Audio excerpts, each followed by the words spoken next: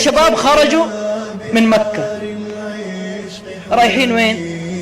خارجين خارج المملكة في إجازة من الإجازات، رايحين خارج المملكة. شباب حقين أغاني، حقين دخان ومخدرات، يعني رايحين دعوة إلى الله، رايحين يعتكفوا في المساجد هناك؟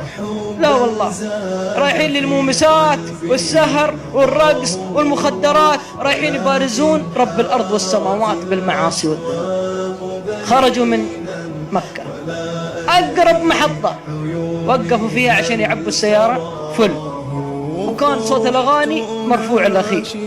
واحد من الشباب المطاوعة والمشايخ سمع صوت الأغاني صوت عالي، تذكر حديث للنبي صلى الله عليه وسلم: من رأى منكم منكرا فليغيره بيده، فإن لم يستطع فبلسانه، فإن لم يستطع فبقلبه، وذلك أضعف الإيمان. أخذ سيدي